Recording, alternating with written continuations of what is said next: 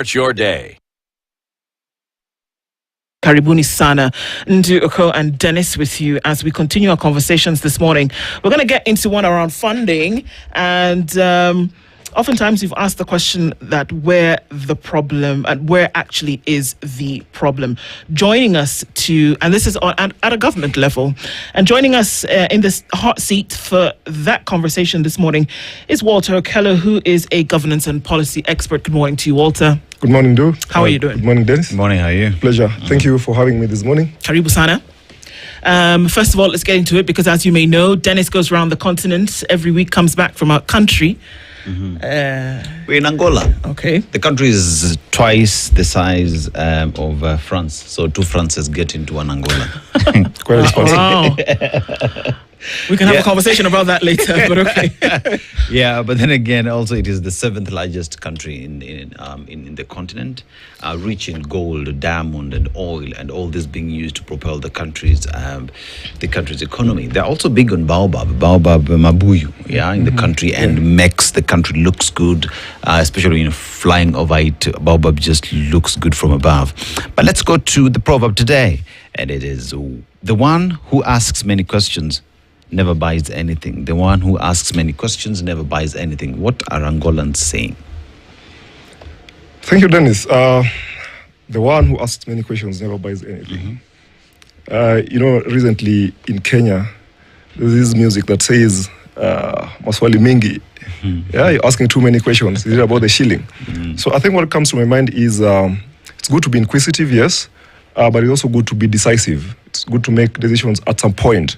So you want to ask too many questions, perhaps we may not really get to point of satisfaction. So good to have an inquisitive mind, interrogate the scenario, but get to some point where you make a decision, based on what you want. So critical, know what you want, then go to the market knowing what you want, and you will find it. Nice. And you will actually find it. Yeah.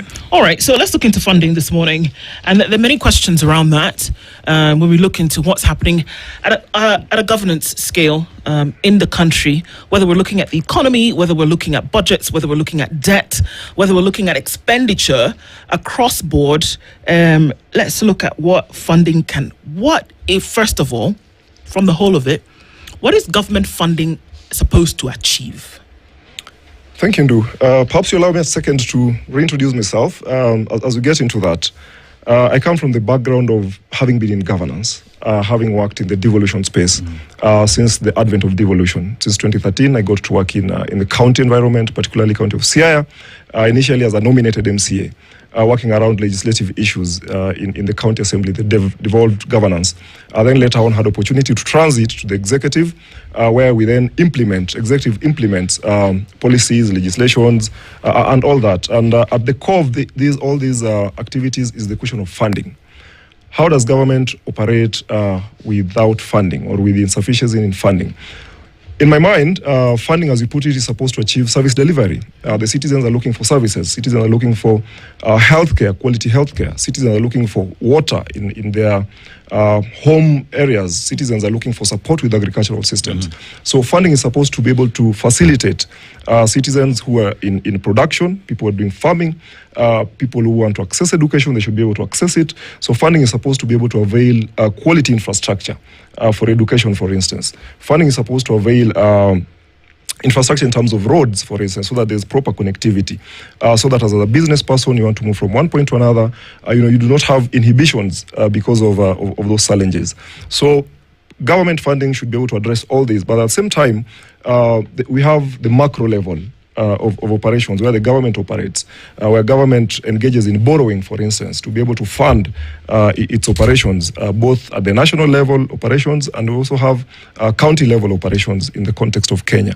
So my straight answer is that is what funding is supposed to achieve.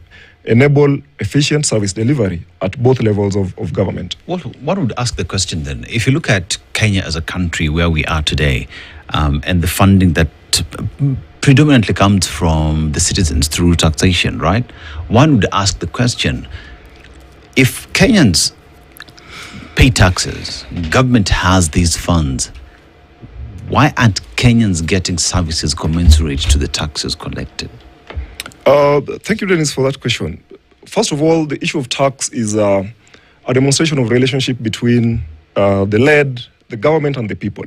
Are Kenyans able to willingly pay taxes? Currently, what we witness is a case of shortfalls in our budget estimates. The budget estimates, the budget policy statement that was released recently indicates that we're going to have a deficit of up to 5.3% in the funding. This illustrates that the government is not yet able to collect optimally what they target. And there are many reasons why that shortfall is there. Some of them are structural, some of them are institutional, but critically is the capacity of Kenyans to pay. Do we have the sufficiency of capacity, financial capacity? Have we enabled our productive, are we investing in our productive scenarios so that Kenyans are able to generate taxes which then go to government? And once that revenue is collected in terms of taxes, what is the flow back to the people? Because that is then when people appreciate that, I am somebody in the market, I have paid my taxes, and I see a road being done. I see a floodlight being erected in my market area. I see education becoming cheaper and more affordable. So, of course, there's that disconnect that still exists between our taxes, the 1 inches taxes are collected vis-a-vis the government paying back. But perhaps the catch is we have seen a rise in collection. And you watched the Minister for Finance, John Mbadi, the other day, talk about our improvement in our fiscal outlook, that we are free from the risk of being negatively, adversely listed by the IMF and other bodies. And that speaks to the fact that we're able to pay. We are paying our debts. So yes, we are collecting and paying debts, which is good at macro level, but we're then not able to have enough to be able to invest downwards. And that is why you see counties up in arms saying that there's delay in disbursements. And once there's delay in disbursement of funds, it means service delivery cannot be effected as required. The PFM Act, which is the Bible for, that guides the relationship between counties and how they operate financially, prescribes the timelines when government should be able to disburse monies to the counties. And specifically, it says by the 15th of every month, in Section 17, to be specific, that by 15th of every month, the national government should have released money to the counties. But, over time, we find that there's delay.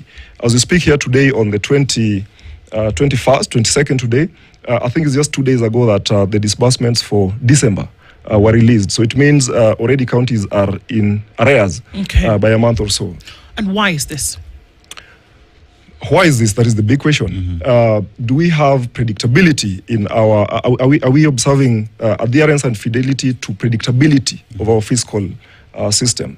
I've just stated and do that... the PFM guides that by 15th of every month, money should go down. Perhaps the underlying issue why this happens is because we do not have enough. We are sort of living hand to mouth. So that when we collect these in a month, then government has their priorities. We have to meet certain deadlines. The international lenders are on our neck, so we pay them first. And then if something is left, kidogo, if a little is left, is then now we start looking internally. So we look good. On the macro, we look good to people that we owe money internationally. And right now, we are happy that, we have, I think in history, some of the hugest reserves in terms of dollars. Yeah, our inflation is contained at about 5%, which is a good thing. Yeah, but in terms of then this money reflecting in the pockets of wananchi, coming downwards to where it matters in the villages and in the streets, then that is where the problem is. So it's a question of priorities, which could be historical, that we are coming from a certain hole. But again, it's about people want services here now. They want to feel, if you say the economy is doing better, do I have money in my pocket? But isn't that exactly where the problem is at? Because fine, we collect, we pay our debt and everything else. But look at the wastage that we see in the country. Look at the corruption scandals that we hear. Look at the Auditor General's report. And one goes to conclude that Kenya does not have a problem really in terms of collecting or even paying debt. Kenya has a problem in terms of wastage and corruption that we see on a daily basis. Because one would say, if we know for a fact that we're losing 3 billion shillings a day, why not seal that loophole?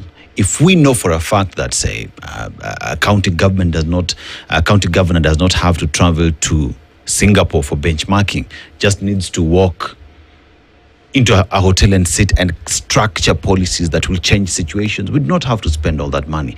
Look at how much you're spending to move governors, presidents across the country. For what exactly? our problem, one would say, especially when it comes to funding, if we just decide to get rid of unnecessary things that we do on a daily basis, Kenya has funds to do its business, you reckon? Yeah, Dennis, you're right, and I'm glad you mentioned Singapore, which has been, quite in our lips lately. And for me, Singapore is metaphorical. It represents a destination that we want to go to. But how do we get to Singapore, for instance? How do we invest in our productive areas? Are we able to quickly map out and say that, for instance, regionally, if you go to the coast region, which is known for tourism potential, what sort of investment do we need to make at the coast region, specifically targeting that region, to be able to enhance productivity so that, we invest? It's like taking your cow, the cow that gives you the best milk, you give them the best food, so best input, best output.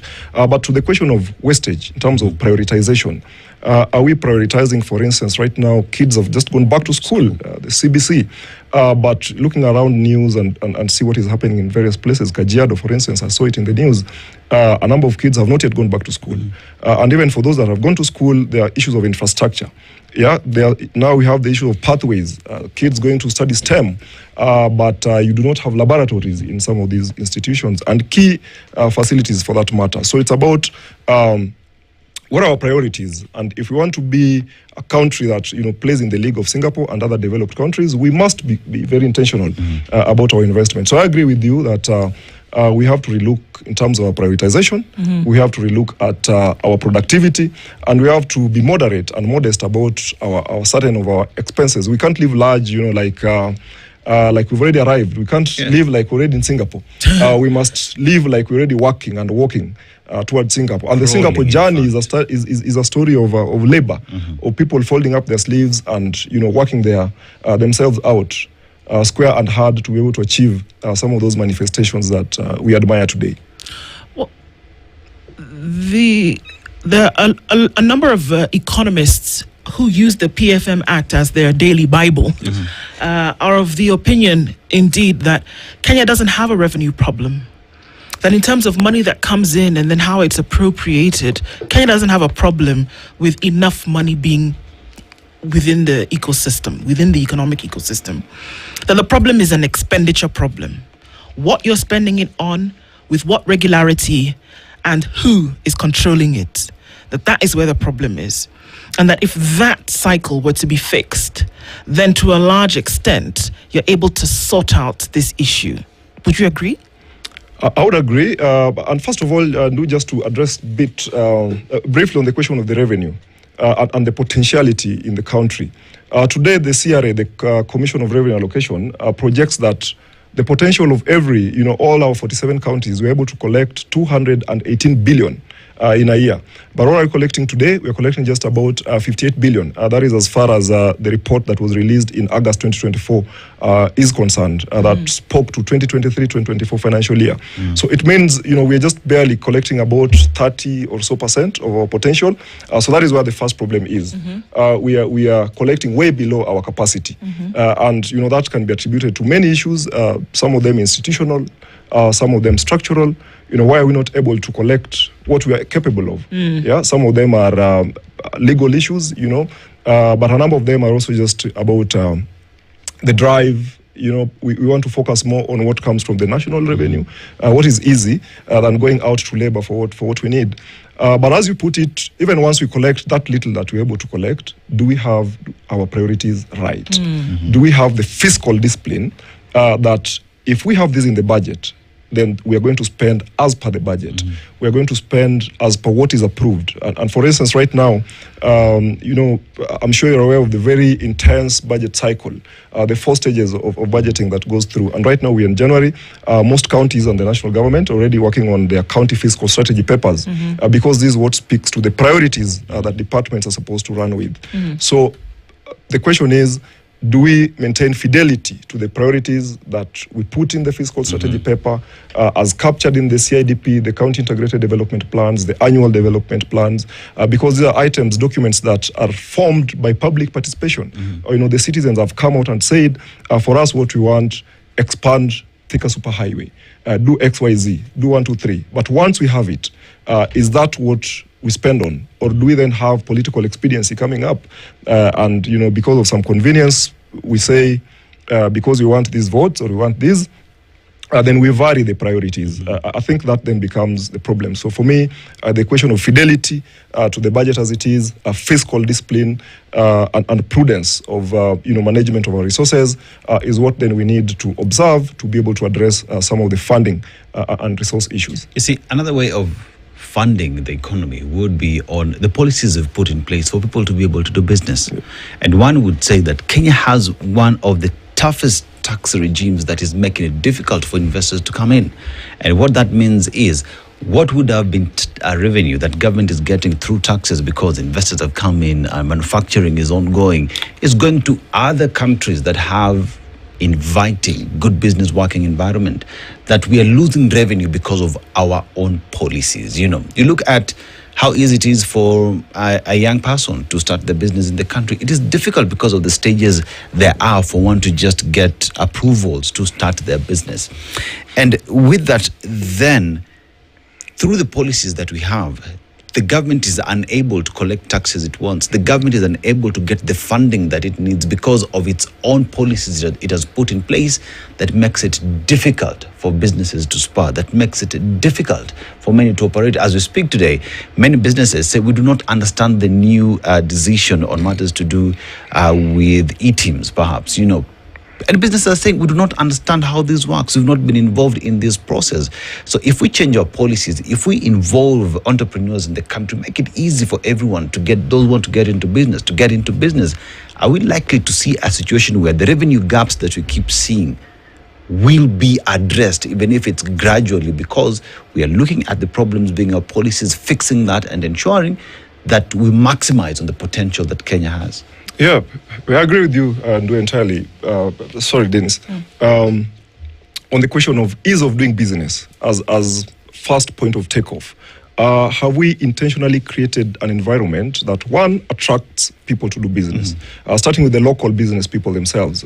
We've trained many people in entrepreneurship, but do we then make it possible for them and easy for them to start off in terms of the compliances that are required? How many alliances, for instance, does one need to pay for to get into the hospitality business? For instance, you may need single business permit, you need license for NEMA, I think, for the noise pollution, the music copyright. There's so many of them, and sometimes all these catalog of requirements make it prohibitive to start business. I am glad I've seen lately the government has tried to do the Nyota project for young people, putting some money in the pockets of young people, which is commendable for a start in terms of having some money, but in terms of having that money work in the long term. Are we able to then, that 22,000 that a young person is given, is the environment conducive, or they're going to spend 30% of it in licensing and 30% of it in setting up, so that by the time you have your capital, you want to start the business, the money is entirely spent. So yes, the first thing to do, make the business environment conducive, both for local investors and external investors, so that we don't have people running to neighboring countries where they feel the tax regime is predictable, is the stability in the tax, and there is value for the tax that you pay. So that is critical. And secondly, on the question of opening up more avenues for revenue to flow in and managing it prudently at the center of every resource that we get, so that there's accountability, and accountability not just in paper, not just in reports, but people feeling that indeed, if our money that we collected this year, 4 trillion, for instance, that we're likely to spend in the new budget, you can demonstrate and see that for this financial year, our budget was 4 trillion, our healthcare has significantly shifted. Our education outlook has shifted. Our agricultural production has shifted. Yeah, so that there should be, some sort of incremental advancement in terms of service delivery, because that is what people expect of their government. Okay, so the two questions, and they come together, because when you speak about the Nyota program, for example, whereas at the face of it, it seems like a great thing, but it would appear that without proper planning, then what you've done essentially is that you've taken another 50,000 shillings. You've put it in the hands of 100,000 people, but you do not know if that money is actually going to yield what you expected it to do by activating an economic activity in every one of these 100,000 people. If you do not know what it is that they're going to do, you're going to give 50,000 shillings to somebody who may meet their immediate needs, which is a reality. They will pay their rent arrears. They will say, okay, well, my school fees balance, whatever the case may be. And then after that, what is left is when they'll say, okay, maybe I ought to buy a few potatoes and see if I can sell chips on the side of the road in the evening. That's the reality. We can't imagine that people who are thinking to start a business, because you know what? To run a profitable business in this country, the least amount of money you will spend on licenses comes to about 31,000 shillings. Yep. It's already 31,000 shillings gone from 50,000. Yep. So you've got, give or take, 19,000 shillings left. What are you supposed to do with the rest of that money? So it seems to me like it's almost as though it is a political ploy to then say, okay, let's keep people encapsulated in this idea of me. Because if we were serious about it, we would know that if you had not created an environment by which this business is conducive, you would know that, number one, 50,000 shillings is not enough. Number two, without a system of accountability and account management over time, it is not possible then for you to activate an economic activity that is then sustainable.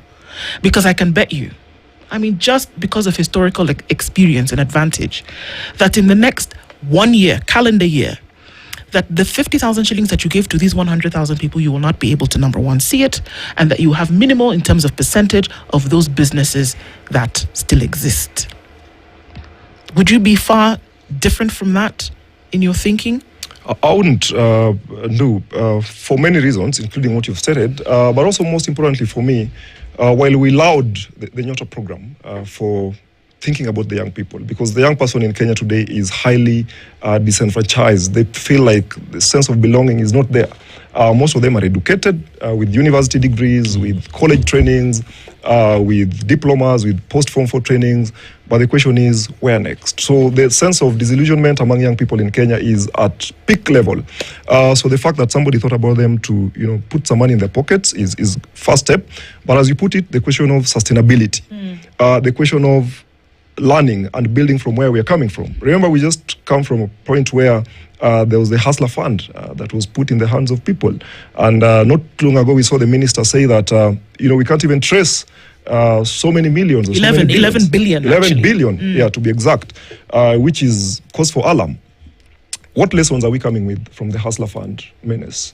What lessons are we picking from the other similar programs that have been tried to put in place? What is the design concept of our policies and interventions? So, good money in the pocket, 25,000, 50,000 shillings, but what do you expect me to do with it? Okay. Are you attaching, am I being given training enough in terms of entrepreneurship? And even if I got the right training, what outflows do I have? For instance, right now, the government says that young people are being employed through the housing programs. Are we able to then tie, for instance, the programs that are there with the training that these people have, enable them, for instance, to start their, construction programs within these housing schemes?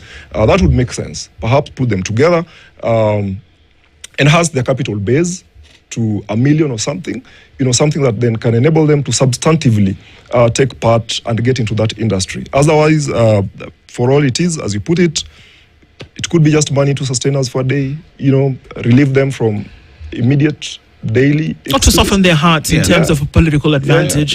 The second part of that question then would be, when you talk about budget making, because it seems like too rigorous a process, because the budget period starts in September, all right, of every year, and hopefully by the time you come around to May of the next year, you've got all your ducks in a row, you've crossed your T's, you've dotted your I's, and then you come and present to the country essentially how you are going to appropriate and spend in the next year and where this money is going to come from. The 5.3% that you talk about, where is a deficit, right?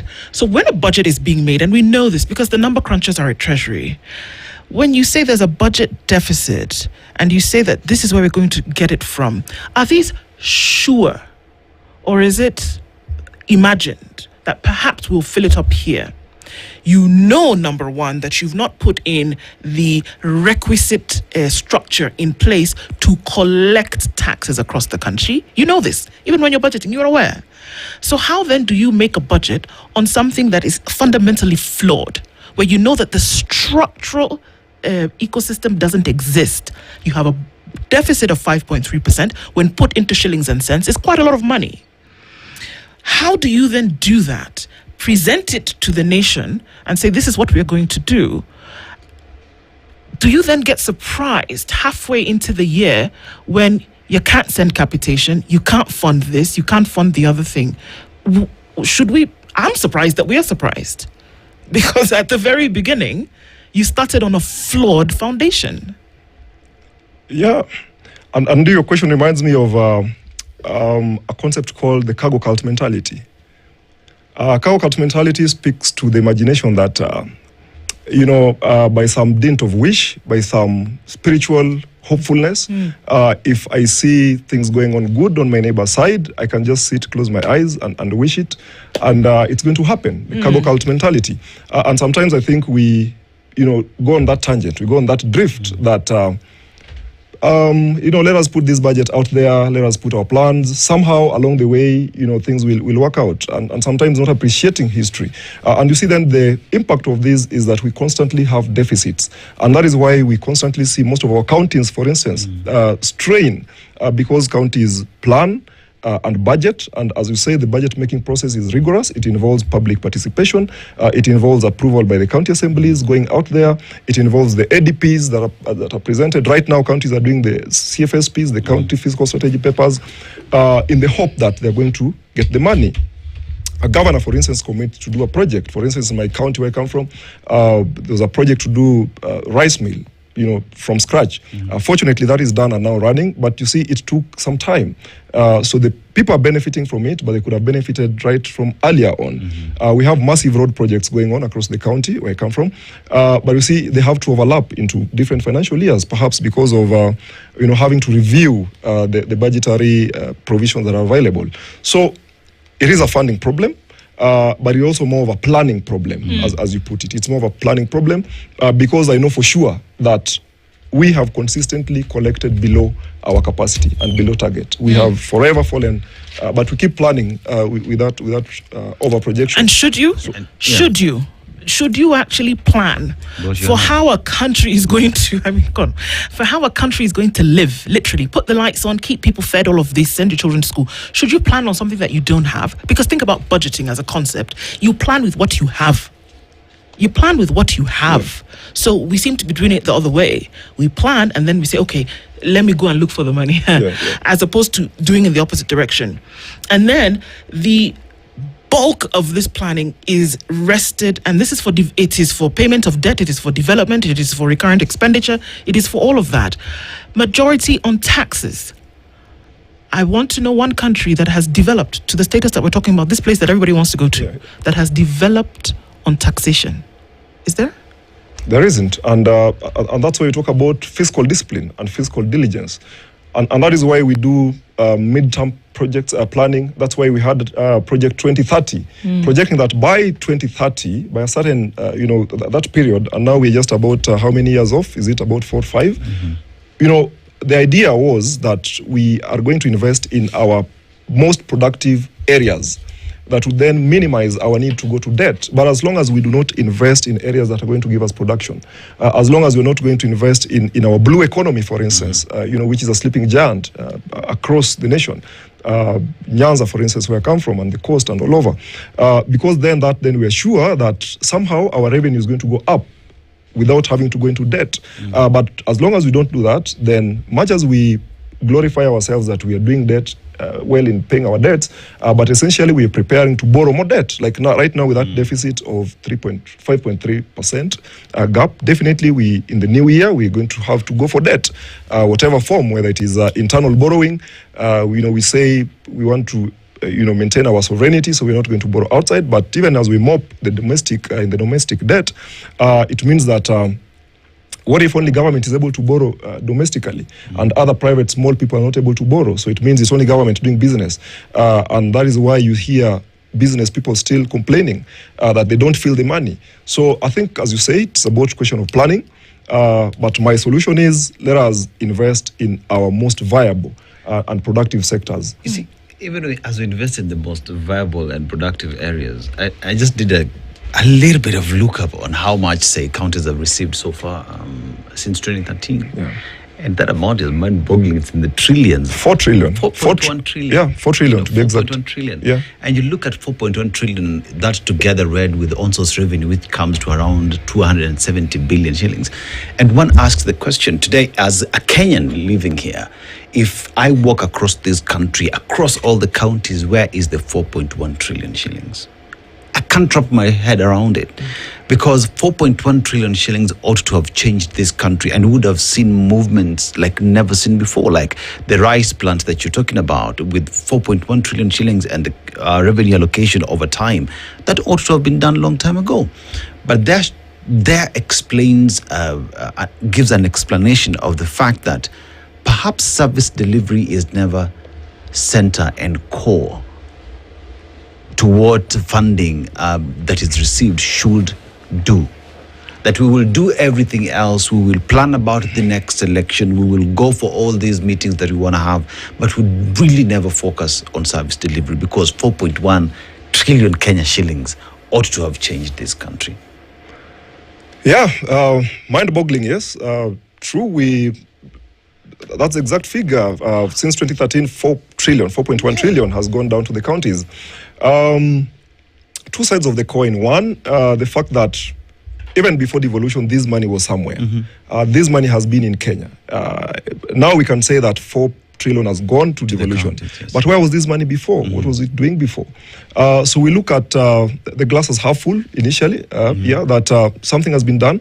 And when you go across the breadth and length of this country, indeed there's substance. And allow me to use the example of my county, because I am most familiar with that. Initially, when the county government started, there were no roads. Today, you walk around, roads have been opened largely, and the current administration of my Governor Rengo, for instance, has intentionally invested in doing tarmac roads to improve the feel and look of urban areas. You go to a town like Ugunja, Kala, Ndori, there's tarmac roads being done, and that was not there before. You go to the hospitals, there's improvement at the Sia Referral Hospital, there's improvement in terms of, there's a theatre that has been done at about 68 million. Yeah, that Siriwo rice mill has been done and is now able to produce rice, which ideally should be able to create employment and have a ripple effect in terms of productivity, engaging the farmers there. But that is not to say that what we're seeing is optimal. A lot more could still have been done with 4 trillion across the country. Part of the problem is most of our counties try to spread thin. In an attempt to achieve what is called equity. For instance, where I come from, we have 30 wards. So everybody is expecting something at the same time. And we just have a fixed size of a pie. So what do? You slice it all over in the small pieces. Everybody gets at least a tiny piece. In that process, then, the overall impact may not be immediately detectable. A borehole dug here, a small road opened there, a health dispensary done here. It may not be much in the macro outlook, but in terms of micro, small interventions, it is there. But what are we saying? Are we able to then identify mega projects, invest in them strategically, projects that are able to transform lives, projects that are able to inject money in the economy, because that is what people are looking for. And are we able to do that, Walter? Because let's talk about even the counties from the western part. We have LREB counties, Lake Region Economic Bloc counties, right? Who have the resource that is, say, Lake Victoria, and what that can do. These are the counties where sugarcane is grown. This is the area where we have rice, Are these counties sitting together to agree on major projects among themselves that they can both sit together and invest in for the benefit of the region? Because one would assume that there was a reasoning behind formation of all these blocks, LREB counties, is to look at the resources that we have as a collective and work together to having institutions, to having companies, to having job employment opportunities within these counties. Or are these just other briefcase institutions that have been put in place with no clear agenda moving forward? Yeah, thank you. And the idea of regional economic blocks was a brilliant idea, and we have many of them across the country. You've just talked about the Lake Region Economic Block that brings about 12 counties or so. We have the Jumuiya La Pwani that brings the coast counties together. We have the one that brings Kitui and the other counties around that place. Brilliant idea that was supposed to make counties benefit from the economies of scale, that we come together, we put our resources together, and then be able to invest perhaps in strategic key flagship projects that are then able to have impact as compared to the small micro projects that counties then have to do on their own. But again, some of them, they've done well in terms of, bring people together, doing some of the projects together, but there are institutional and legal challenges that still prevail. Many times we've seen the control of budget raise questions, perhaps, for instance, about funding that supports these economic blocks. And there's no clear framework of these counties being able to invest together because in terms of cash disbursements, in terms of accountability, in terms of reporting, it's still at the county level. And counties also have their local priorities. But Dennis, let me give you a picture of how the budget of counties look like. For instance, if a county, like my county, operates... our county of Siaya, for instance, as a typical example, has a budget of about 10 billion shillings in a financial year. You realize that about 66% of this is going to go into recurrent. That is the O&M, as well as questions of wage bill payment of salaries called P&E, personnel emoluments. Then what is left is then what goes to development. That is about, and the PFM demands that 30% of the budget minimum be put for development. And many counties are not achieving this. Siaya, for instance, is one of the counties that has consistently been able to perform, be able to have 30% of the budget allocation go towards development, which is a good thing. But what is 30%? Just about 3 billion shillings. Yeah. So overall, out there, you say 10 billion has come to the county, but what are we able to deploy to development? Just about 3 billion. 3 billion. And you want to spread this 3 billion through the length 30 wards, as an example. Other places like Kakamega, the wards are even much, much bigger, I think about 60 wards or so. So at the end of the day, it is about, unless we think strategically on how to enhance our revenue so that we're then able to increase, our portfolio of revenue that we're spreading, or just be deliberate and say that in this one financial year, we're going to address the water issue conclusively. But you see, the budget making process is it's people-centered. People come up with ideas. There's public participation, and everybody in their corner wants something. You're not going to say that, for instance, today I just want to invest in this ward. So the public are also impatient in terms of not wanting to wait too long because they want services here and now. So part of the progress is when we made the constitution in 2010 that talked about 15% of revenue going to the counties and the rest remaining in the national. Do we have a progressive and incremental arrangement where we increase it? Because at the end of the day, the devolved system was supposed to be the functions, the service points take money to the people. So why do we still see a lot of money is retained at the center instead of dispersing it out there so that our counties are able to invest qualitatively in projects that can truly transform the lives of people, have services delivered, have jobs created, because a lot of our young people do not have jobs. A lot of our parents are still struggling to access markets. A lot of our parents are struggling to take kids to school. This can only be done if there's true economic empowerment, money in the hands of people. The issue of those projects for which in the books money has been spent, and whether those have been closed projects or not, is an issue. Uncompleted projects in the hundreds around the country for which money has already been spent even before you start new ones. Is there some merit in completing projects and not starting anything new, but finishing the ones for which money was spent, and to leave any kind of new project opening until those are finished? Is there merit in that? There's big merit, because at the end of the day, these projects, much as they may be tied and associated with political figureheads, but essentially they are projects for the people. You have seen some counties, especially those counties that have had transitions mid-elections. For instance, a governor is elected one for a certain term, first term. They start mega projects, and some of these projects are multi-year projects. Perhaps because of the costs involved, they cannot be done and completed in one financial year. So they have to overlap into subsequent financial years. But then you find another administration comes and they want to abandon that project. I think that is indiscipline, that is fiscal indiscipline, which must be called out. And it is important that we realize that every project started, it is not for Governor A or B, it is for the people, because that is what the Constitution demands, that project prioritization, project proposal should be a product of public participation. So the people have said, we want this mega, for instance, some production environment created.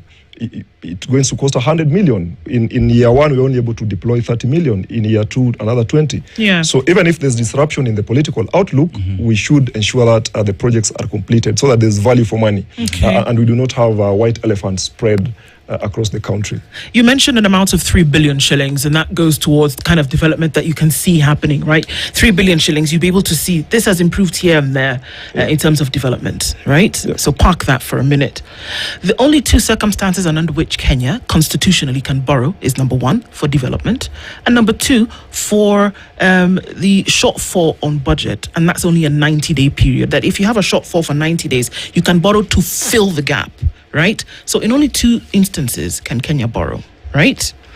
Now, if the amount of money from revenue that is then spent, first charge is debt, we're looking at quite a lot of money here. Almost 70% is going towards debt.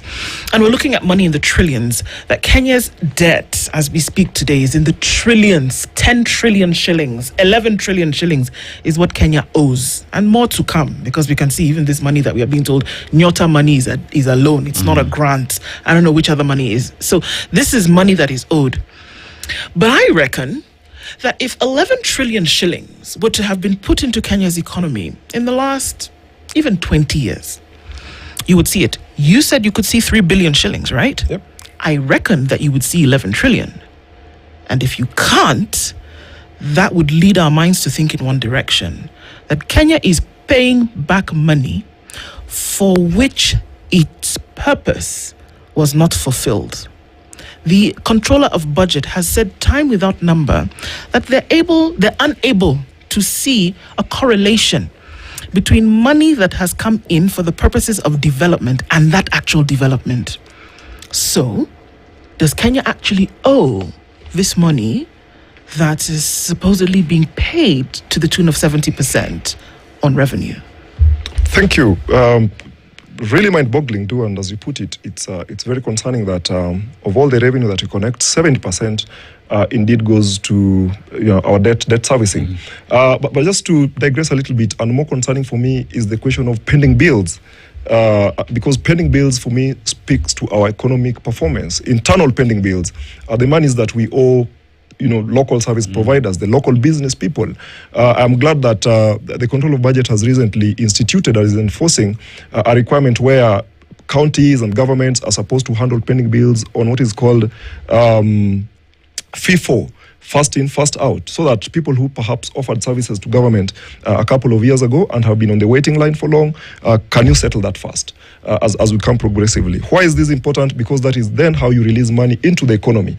So yes, at the macro level, again, because of pressures, because of sanctions, we're very fast to consider the external debts, and we have to pay them. Because if you don't pay, it is the consequences are severe here and immediate.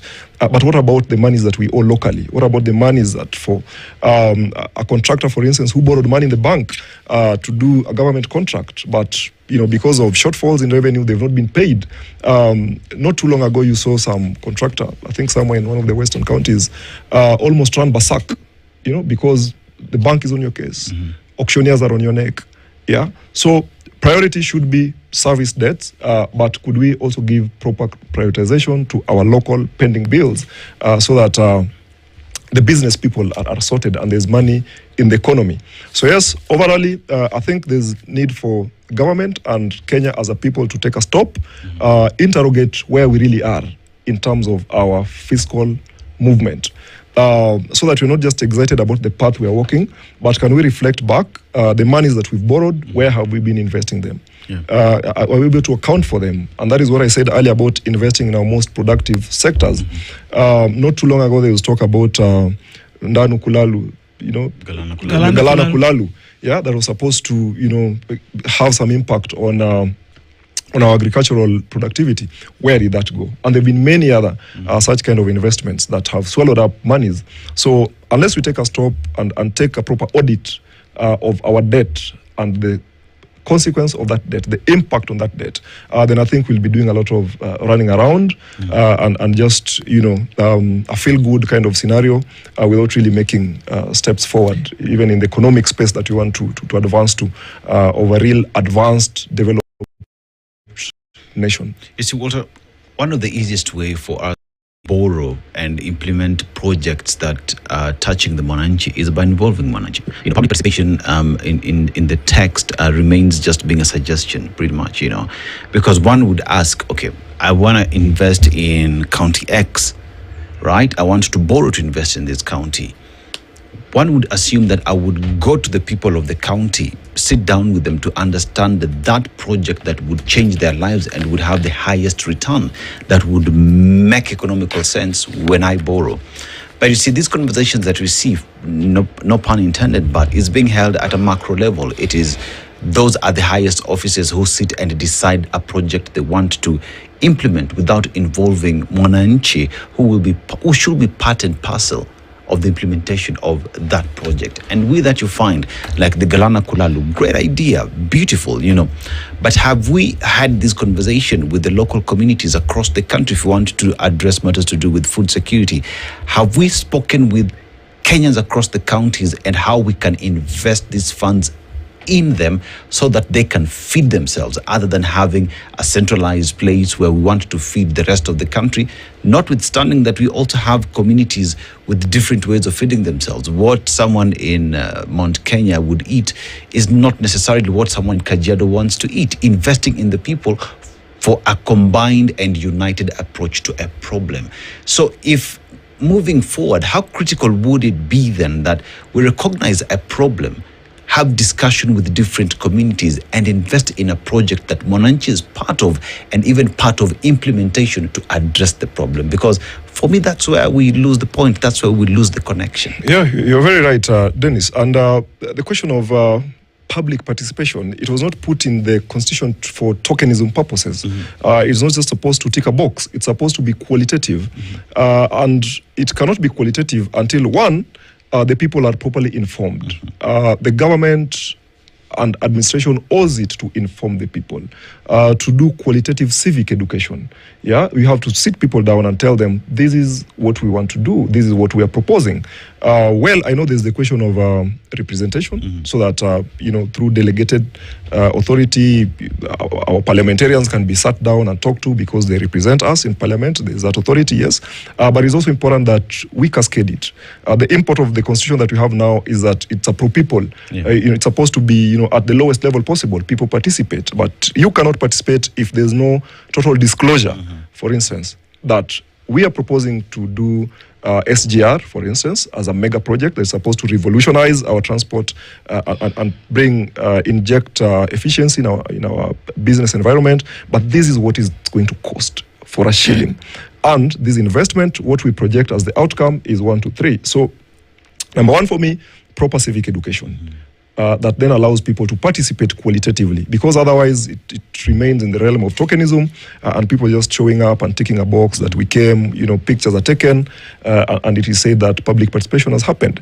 That then, and again, there's the question of silos, so that, as you said, our economy is interrelated. What is happening in the Mount Kenya region, in the Western region, in another coastal region, and all should, at the end of the day, contribute towards the national cake, the legendary national cake that you talk about, so that once you have the national cake, then you're able to distribute it and disperse it equitably to the people. So those are important national conversations that must be held in the context of transparency, in the context of accountability, because one of the things that is always in the minds of Kenyans is, yes, you collect, even if it's little, even the 3 billion, but can we account for it? Yes. What is the level of transparency and efficiency of the systems that we deploy? Yeah, so for me, critical public discourse that we must have involve everyone, right from the grassroots. Let every voice count in terms of the purpose, the expenditure, and what we do. If you make a budget and you say that you're going to apply, I mean, this is a wrap up, and you say you're going to apply a certain amount to a particular line, and you say, okay, this is what we're going to do, whether you're going to release it in intervals. Should the time period come for the release of those funds and you actually don't make it happen, does the country owe itself money? Or do you close the books and say, well, we're not able to do that, and so we didn't meet budget?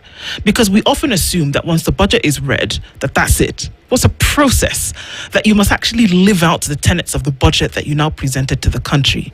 So if within that budget you were supposed to give 60 billion and then you only ended up giving 25, where does the 35 billion go? And who accounts for that? And who's responsible to say, okay, you know what, at the end of the day, because there is then budget reporting, that at the end of the day, sorry folks, we budgeted 60 billion, we were not able to get it for whatever reason, or we did get it and we decided to appropriate it somewhere else. Who's responsible for that excess? For example, Kenya owes its education, it owes its children, to date, almost 70 billion shillings in capitation over the last 5 years. Who accounts for that? Who says, okay, we didn't make it happen? Who comes back and says, we didn't do this, we should, or we owe you, we're coming? I mean, how does this actually then balance out? Yeah, and you've just mentioned education. You have not mentioned what is owed to SHA. Yes, I mean, it's just one example out of the very many. Many. So it means we are perpetually living in on the edge in terms of what we owe ourselves, what the country owes the people. And as you put it, the budget-making process is rigorous, and it starts from planning, which should be meticulous. And how do you plan? You plan about what is it that I have at hand, what is it that I want to mobilize, what is it that I'm able to ask internally and generate. And once you plan, it goes through the approval processes, it goes through then implementation as a third phase, and finally the important phase is about reporting and auditing. That in this financial year we set out to do 1, 2, 3, were we able to achieve? And did we achieve it prudently? And that is where independent offices come in, like the Office of the Auditor General, that then helps with in terms of auditing that was either applied as instructed. And critically, in the question of control of budget, we have an independent office, the Office of the Control of Budget, that should be able to guide, and I think a number of times we've seen them stand firm, that this is what was budgeted for, can we just apply it as budgeted for? So most importantly, I think we have to give maintain fidelity and respect to our independent institutions that then offer control in terms of how we make our budget, because of the process that the budget making goes, it then becomes a people document. It's owned by the citizens. It's not an individual or central government kind of document. But the central government then also exists to manage as it were, so that if there's a shortfall, that is why the question of supplementary budget comes in, and we're able to project that, we were implementing, then we have a certain emergency. There's a disaster, for instance, there's drought that has emerged, and perhaps we need to reapply and reallocate resources as required, which then calls for supplementary budget. So management should be prudent, respect for institutional bodies, but also importantly, respect and fidelity to the voice of the people as captured during the budget making process. Every time we have these conversations, it's always a reminder that there's a lot of work to be done, and that people have to essentially be woke in terms of what's really going on. Walter Okello, governance and public policy expert, has joined us this morning to talk these matters. Thank you for being here in the hot seat of the Situation Room. Thank you. A pleasure being here. And I thank you for the great work that you're doing every morning, the people of Kenya. Thank you very much. We'll continue with the conversations. Good morning, 9 a.m. This is the Situation Room, the only way to start your day.